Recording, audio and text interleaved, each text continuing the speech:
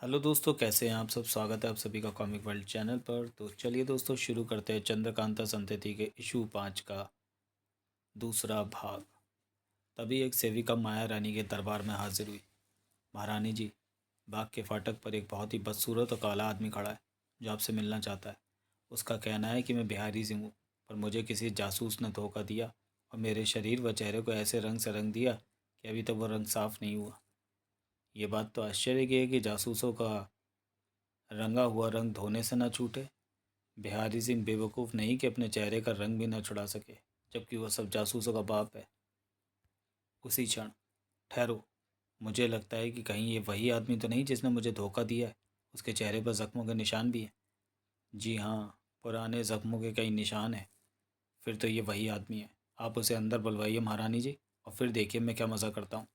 इतना कहकर बिहारी सिंह एक पर्दे की ओट में जा छुपा। जाओ सेविका, उस आदमी की आंखों पर पट्टी बांध कर यहाँ ले आओ। जो आज्ञा महारानी जी। वैसे वो आदमी यहाँ की हर चीज़ का पूरा पूरा पता बताता है। फिर तो वो पक्का चोर है। सेविका के चले जाने के बाद बिहारी सिंह पर्दे से बाहर निकला। महारानी जी, जिस समय वो यहाँ पहुँचे उसे तुरंत हथकड़ियाँ और बेड़ियाँ पहनवा देना, कहीं वो मुझे देखकर भाग ना जाए। ठीक है, लेकिन मुझे तो देखना है कि वो यहाँ आकर कौन सा नया गुल खिलाता है। तभी वह सेविका दूसरे बिहारी सिंह को लेकर वहाँ पहुँची। माया रानी और बिहारी सिंह उस समय पर्दे की ओट में बैठे थे। इसकी आंखों की पट्टी खोल दो। जो आज्ञा महारानी। पट्टी खोलने के बाद, मुझे खुशी है कि मैं जीता जागता अपने घर आ पहुंचा। मुझे इस बात का पूरा एहसास है कि वह जासूस जिसने मुझे धोखा दिया यहाँ मौजूद है।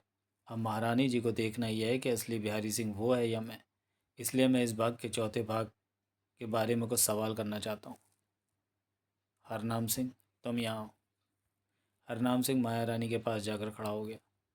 वो आदमी जो अभी यहाँ आया है बड़ा ही शैतान व धूर्त मालूम पड़ता है। मैं उससे कुछ सवाल पूछना चाहती हूँ, मगर अभी मेरे सर में दर्द है, इसलिए उसको 4 नंबर कमरे में ठहरा दो। मेरे लिए और कोई आदेश महारानी? हाँ, तुम बिहारी सिंह को अपने साथ ले जाओ और इस बाग के तीसरे हिस्से के 2 नंबर कमरे में ले जाकर ठहरा दो। चलिए बिहारी जी, आप भी आराम कर लीजिए। तेज सिंह को साथ लेकर हरनाम सिंह उस कोठरी में पहुंचा जिसमें सुरंग का रास्ता था। इस कोठरी में दीवार के साथ लगी हुई छोटी छोटी कई अलमारियां थीं। हरनाम सिंह ने उनमें से एक अलमारी खोली। मालूम हुआ कि ये दूसरी कोठी में जाने का दरवाज़ा है। हरनाम सिंह और तेज सिंह दूसरी कोठी में गए। कोठरी बहुत अंधेरी थी, इसलिए तेज सिंह को मालूम न हुआ कि ये कितनी लंबी और चौड़ी है। 10-12 कदम आगे बढ़कर हरनाम सिंह ने तेज सिंह की कलाई पकड़ी और कहा, बैठ जाइए।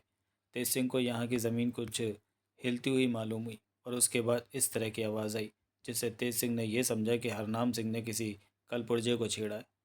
यह ज़मीन का टुकड़ा जिस पर दोनों जासूस बैठे थे एकाएक नीचे की तरफ धंसने लगा और थोड़ी देर के बाद किसी ज़मीन पर पहुंचकर ठहर गया। हरनाम सिंह ने फिर हाथ पकड़कर तेज सिंह को उठाया और 10 कदम आगे बढ़कर हाथ छोड़ दिया। उसके बाद फिर घरघराहट की आवाज़ आई और वह टुकड़ा फिर ऊपर आ गया। यहाँ तेज सिंह को सामने की तरफ कुछ उजाला मालूम पड़ा।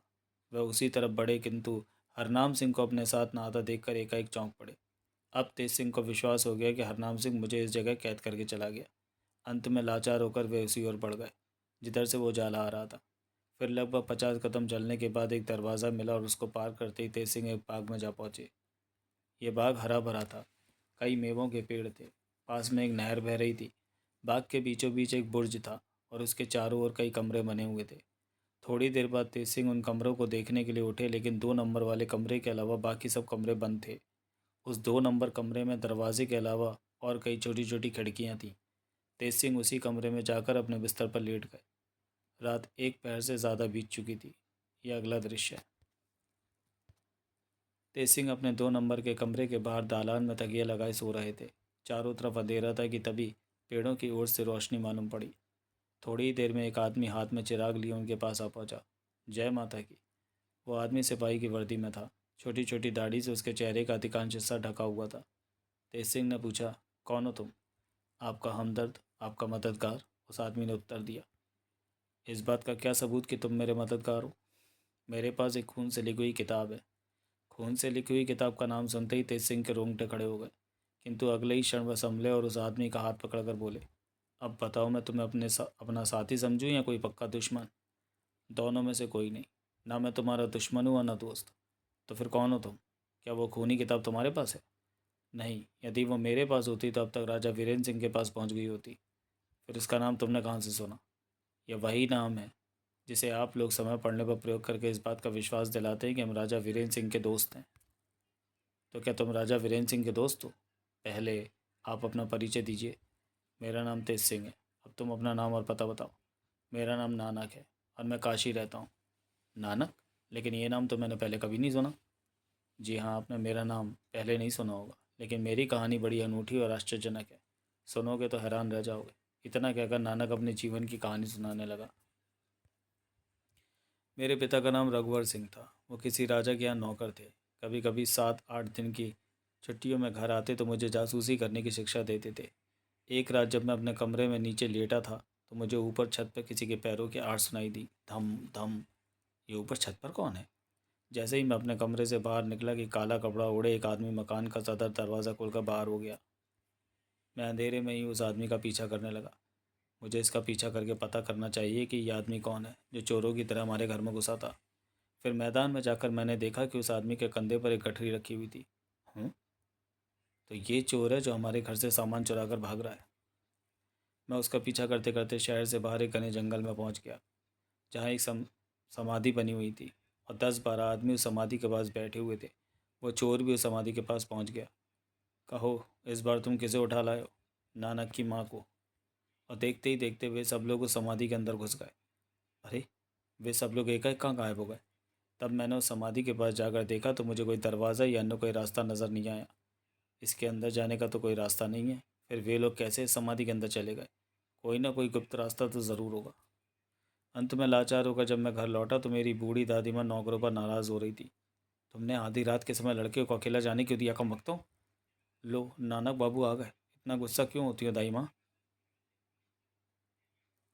क्या बात है दाई माँ, इतना शोर क्यों मचा रही हो? क्या बात होगी, तुम चुपचाप न जाने कहाँ चले जाते हो? तुम्हारी माँ बेचारी रो रो कर जान दिए दे रही है। अंदर जाके ज़रा अपनी माँ का हाल तो देखो। वो औरत जो मेरी माँ बनी हुई थी वहाँ नहीं थी। मैं घबरा कर पिता के पास पहुँचा तो देखा वो बेहोश पड़े हुए थे। उनके सिर और बाएं हाथ में गहरी चोट थी जिससे अभी तक खून बह रहा था। मैंने सबसे पहले उनके ज़ख्मों को साफ़ किया और उन पर पट्टी बांधी। उसके बाद मैंने उन्हें होश में लाने का उपचार किया। थोड़ी देर बाद वह होश में आकर उठ बैठे। मैंने तब आश्चर्य से उनसे पूछा, मुझे बड़ा आश्चर्य है कि आप एक औरत से चोट खा बैठे। केवल वो औरत ही नहीं थी यहाँ, बल्कि उसके कई आदमी थे जो एकदम मुझ पर टूट पड़े। मुझे दुख इस बात का है कि वह किताब हाथ नहीं लगी। इतना कहने के बाद वह एक पल के लिए रुके और फिर कहा, खैर अब मैं चलता हूँ, गुमनाम रहकर अपने कर्मों का फल भोगूंगा।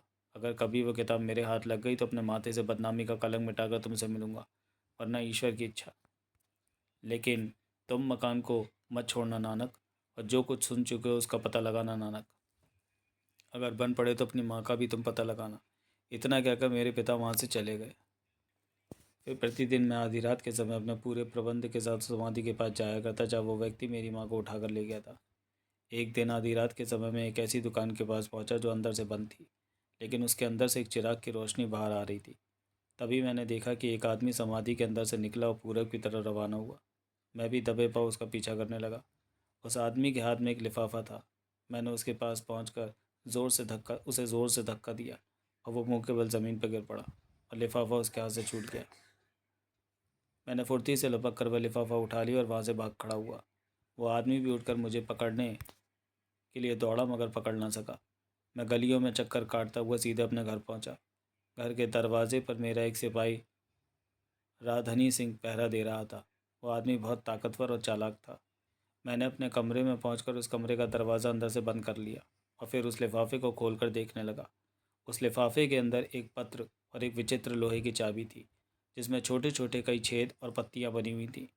वह चाबी अपनी जेब में रखने के बाद मैंने वह पत्र पढ़ा जिसमें लिखा था, श्री 108 मनोरमा जी की सेवा में। महीनों की मेहनत मेरी आज सफल हुई है।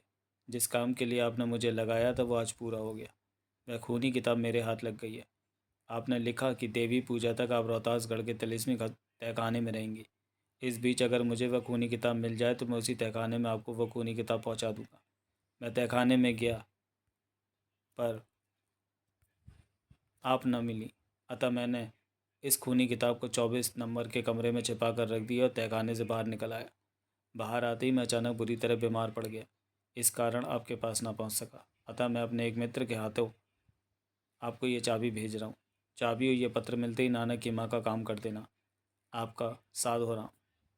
इस पत्र से मुझे ये पता तो लग गया कि माँ भी जिंदा है। पत्र के ऊपर मनोरमा का नाम लिखा हुआ था, जिससे मुझे यह विश्वास हो गया कि ये सारा बखेड़ा मनोरमा का ही मचाया हुआ है, क्योंकि मैं मनोरमा को अच्छी तरह जानता था।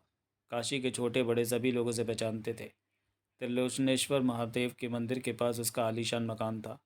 मुझे यह भी विश्वास हो गया कि मनोरमा ज़रूर उस तिलिस्म से कुछ संबंध रखती है, और मेरी माँ भी उसी के कब्जे में। इतनी कहानी कहकर नानक चुप हो गया। पूरी कहानी सुनने के बाद, मुझे अब तुम ये बताओ कि वो खूनी किताब तुम्हारे पास है या नहीं। तभी बाहर से एक आवाज़ आई, वो खूनी किताब अब नानक के कब्जे में नहीं है तेज सिंह, जिसकी तुम आशा किए बैठे हो। हा हा हा। उस आवाज़ ने दोनों को चक्कर में डाल दिया। लगता है माया रानी का कोई जासूस यहाँ पहुँचा है, चलो ढूंढते हैं उसको। चलिए दीवान जी। वे दोनों उस आदमी की तलाश में चल दिए। तुम दोनों मुझे ढूंढने का क्यों कष्ट करते हो, मैं स्वयं तुम्हारे पास आता हूँ। अगले ही क्षण वह आदमी उन दोनों के पास आकर खड़ा हो गया। तेज सिंह और नानक, तुम दोनों मुझे अच्छी तरह देख लो। मैं कई बार तुमसे मिलूंगा, लेकिन तुम्हारा नाम क्या है? मैं अपना असली नाम तो तुम्हें नहीं बता सकता। वैसे तुम दोनों मुझे चांडाल के नाम से बुला सकते हो। जहाँ तक मैं समझता हूँ कि तुम इस नाम के योग्य नहीं हो। मैं योग्य हूँ या नहीं इस बहस में ना पड़ो। मैं तो तुम दोनों को सावधान करने आया हूँ कि कल शाम को 8 व्यक्तियों के खून से इस बाग की क्यारियाँ रंगी जाएंगी जो यहाँ फंस कर आ चुके हैं। क्या तुम उन 8 व्यक्तियों के नाम बता सकते हो? राजा वीरेंद्र सिंह, रानी चंद्रकांता, इंद्रजीत सिंह, आनंद सिंह, किशोरी, किरण, तेज सिंह और नानक। क्या? राजा वीरेंद्र सिंह और रानी चंद्रकांता भी? लेकिन ये दोनों महारानी के जंगल में कैसे फंसे? और तब, अब बातों का समय नहीं है नानक। तेज सिंह को जो करना होगा कर लेंगे, तुम मेरे साथ चलो। अच्छा, मुझे इजाज़त दीजिए तेज सिंह जी, मैं चलता हूँ। वे दोनों चले गए। उन दोनों के चले जाने के बाद माया रानी हरनाम सिंह के साथ तुरंत वहाँ आदम की। कहिए धर्म अवतार बिहारी सिंह जी, आपकी अकल ठिकाने आई कि नहीं, या अभी तक आप पागल ही बने हुए हैं? महारानी जी, ये राजा वीरेंद्र सिंह का दीवान और जासूसों का गुरु तेज सिंह है, जो इस कैद की अवस्था में भी कुछ कर गुजरने की आशा रखता है। तभी पास की कोठरी का दरवाज़ा खुला और चांडाल फुर्ती से बाहर निकला। मुझे यह कहने की ज़रूरत नहीं कि मैं कौन हूँ। हाँ, अलबत्ता मुझे अपने लिए एक दासी और एक सेवक की ज़रूरत है। कहो किसे चुनूँ? लेकिन पहले मुझे ये बता कि तू कौन है और इस बाग में किस राह से आया? माया रानी का सवाल सुनकर चांडाल ज़ोर से हंसा और बोला, मेरा नाम चांडाल है। मैं सर्वव्यापी हूँ, जहाँ चाहूँ वहाँ आ जा सकता हूँ। तुम मेरे पास आओ महारानी, मैं तुम्हें भेद की एक बात बताता हूँ। ठहरिए महारानी जी, पहले मुझे उसके पास जाने दीजिए। माया रानी के साथ आए उसके जासूस हरनाम सिंह ने कहा और फिर वह चांडाल के पास जाकर बोला, लो मैं आ गया, जो कहना मुझसे कहो। तब चांडाल ने हरनाम सिंह के कान में एक बात कही जिसे सुनकर हरनाम सिंह पत्थर का एक बुत बनकर रह गया। उसके बाद वह बिहारी सिंह के पास जाकर अपना सिर झुकाकर बैठ गया। यह देखकर माया रानी को बड़ा आश्चर्य हुआ। वो क्रोध में भरी बोली, हरनाम, क्या तू भी बिहारी का साथी हो गया है, जो मुझसे ये बात छिपाना चाहता है, जो अभी अभी चांडाल ने कही है? इसलिए तो यहाँ आकर बैठा हूँ महारानी जी कि आप मेरा सिर काट लेने का अपने आदमी को हुक्म देंगी, क्योंकि आप क्रोधी स्वभाव की हैं और मैं कुछ भी बताने में लाचार हूँ। हरनाम सिंह अपना सिर झुकाए हुए बोला, फिर तो ये आदमी मुझे कोई जादूगर लगता है। सिपाहियों, गिरफ्तार कर लो इस आदमी को। माया रानी ने अपने सिपाहियों को आदेश दिया।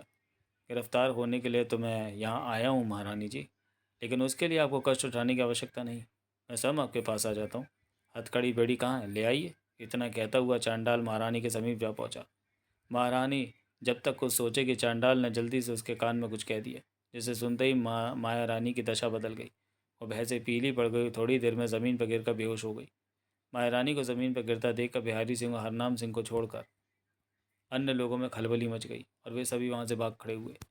घंटे भर बाद भी जब माया रानी को होश न आया तो चांडाल तेज सिंह के पास पहुंचा और उसके कान में कुछ बोला, जिसके उत्तर में तेज सिंह ने कहा, मैं तैयार हूँ। तब चांडाल तेज सिंह को लेकर उसी कोठरी में घुस गया जिससे वह बाहर निकला था।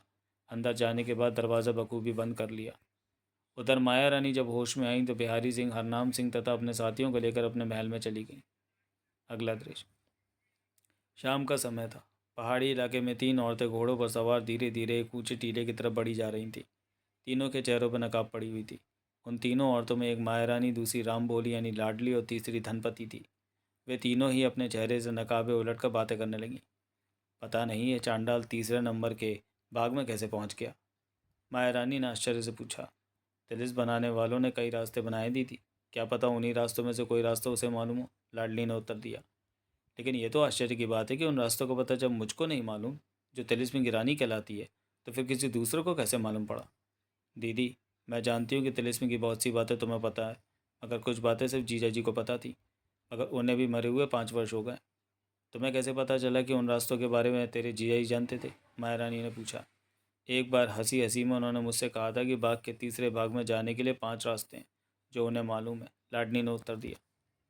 तभी वे तीनों औरतें टीले के निकट जा पहुंची। लो, वो टीला भी आ गया महारानी। अब पता कैसे लगे कि बाबा जी से मुलाकात होती है या नहीं?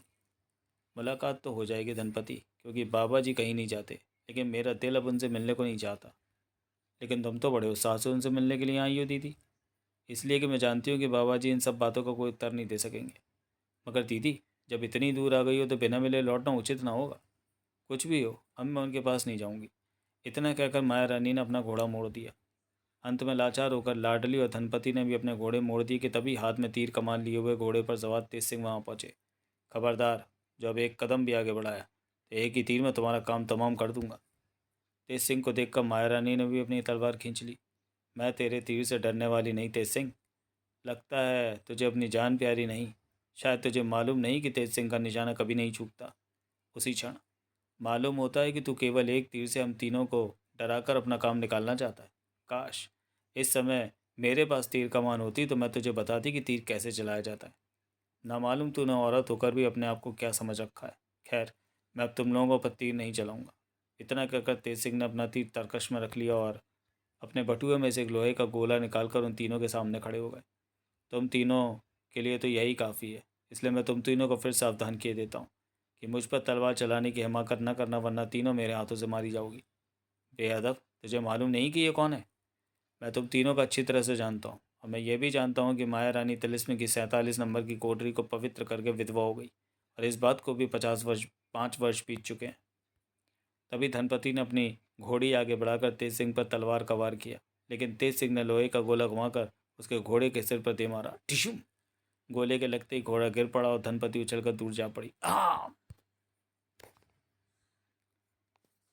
तेज सिंह अपना गोला लेकर फिर उनके सामने खड़े होकर बोले, इस गोले की करामात देखी तूने? मगर इस समय तुम लोगों को जान से मारना नहीं चाहता। हाँ, मैं जिस काम के लिए आया हूँ उसे अधूरा छोड़कर भी नहीं जा सकता। बोलो, क्या काम है तुम्हारा? माया रानी ने पूछा। मुझे तुम्हारी बहन से अकेले में एक ज़रूरी बात कहनी है, तेज सिंह ने उत्तर दिया। तब लाडली उन दोनों से अलग हटकर कुछ दूर पर जाकर खड़ी हो गई। तेज सिंह ने तब अपने बटुए में से एक पत्र निकालकर उसके हाथ में थमा दिया और कहा, इस पत्र को तुम जल्दी से पढ़ लो, मगर माया रानी को इसका पता न चले कि इस पत्र में क्या लिखा था। लाडली ने वह पत्र बड़े गौर से पढ़ा और फिर उसके टुकड़े टुकड़े कर नीचे फेंक दिया। मुझे इसका तुरंत उत्तर चाहिए, तेज सिंह ने कहा। केवल इतना कह देना कि बहुत अच्छा, लाडली बोली। उसके बाद तेज सिंह वहाँ से चले गए। तब माया रानी ने लाडली से पूछा,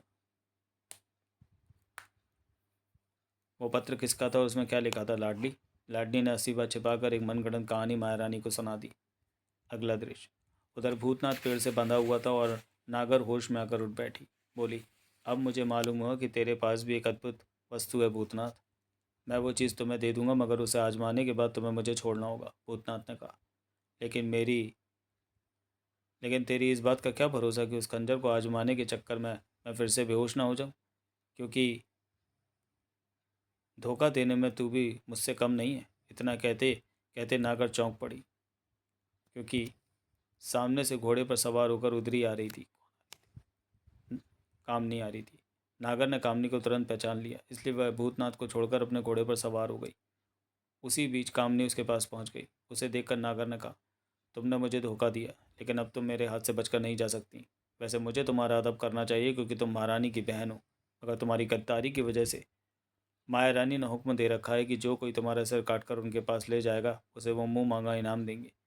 हाँ, अगर तुम खुशी से मेरे साथ माया रानी के पास चली चलो तो मैं तुम्हें मारने का पाप नहीं करूँगी।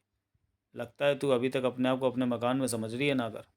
मुझे मालूम है कि मैं इस मैदान में अकेली हूँ, लेकिन तुम्हारे साथ भी कोई दूसरा नहीं है। अगर तुम अपने आप को खंजर चलाने में मुझसे ज़्यादा ताकतवर और होशियार समझती हो तो ये तुम्हारी भूल है। चलो, इसका फैसला हाथ मिलाने से भी हो सकता है। इतना कहकर नागर ने हाथ मिलाने के लिए अपना हाथ आगे बढ़ा दिया। बहुत खूब। तू समझती है कि मुझे तेरी उस अंगूठी का भेद नहीं मालूम जो तेरे हाथ में है, मूर्ख। फिर मैं तुझसे ज़रूर हाथ मिलाऊंगी। इतना कहने के साथ ही कामनी ने फुर्ती से अपना खंजर उसके हाथ से छुड़ा दिया, जिसके प्रभाव से वह बदमाश होकर ज़मीन पर गिर पड़ी और बेहोश हो गई। तब कामनी ने तुरंत घोड़े से उतरकर भूतनाथ को पेड़ से खोल दिया और कहा, वाह भूतनाथ, तुम इतने चालाक होकर भी उसके फंदे में फंस गए। मुझे इसकी इस अंगूठी का भेद नहीं पता था दीदी, वरना मैं इसके जाल में कभी ना फंसता। सचमुच ये कोई अनमोल वस्तु है और समय पर काम दे सकती है।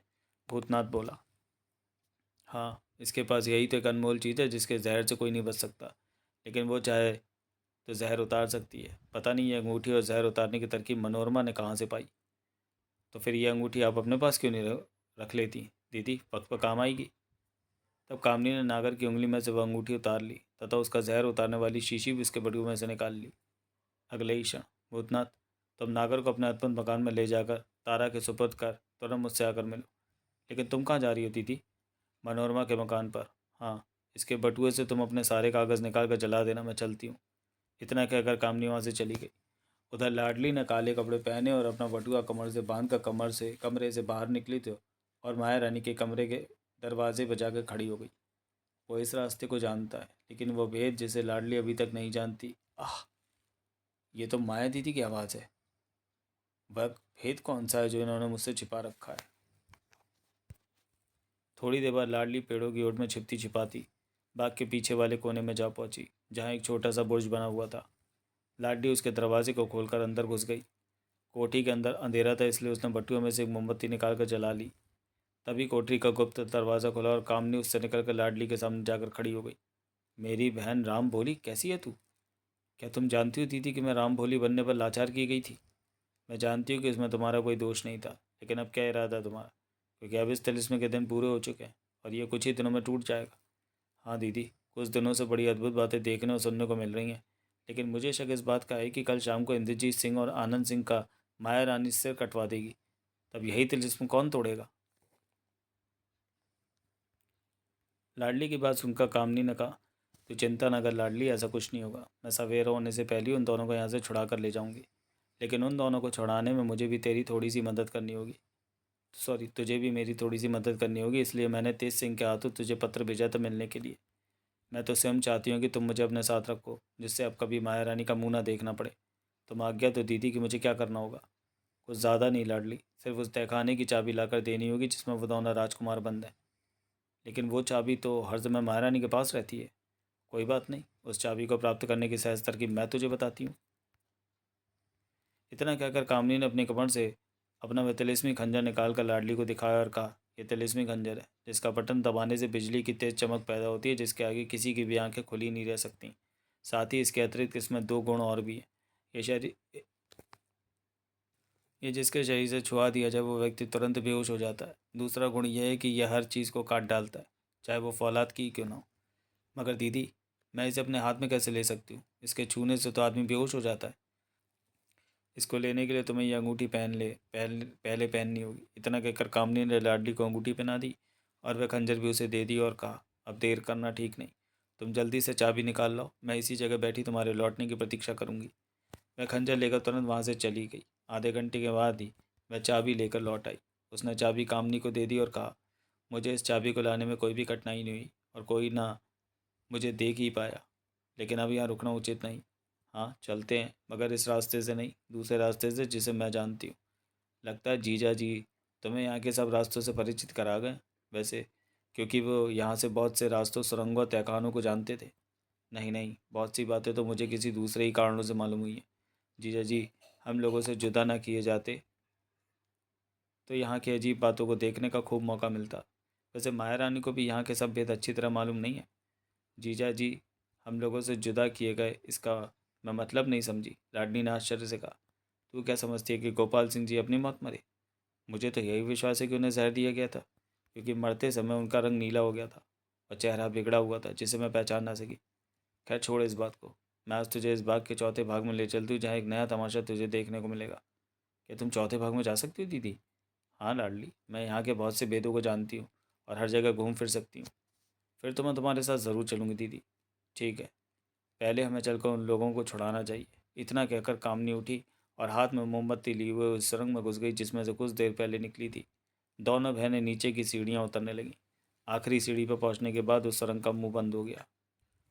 तो चलिए दोस्तों, चंद्रकांता संतति के भाग 5 का ये भाग हम यहीं समाप्त करते हैं।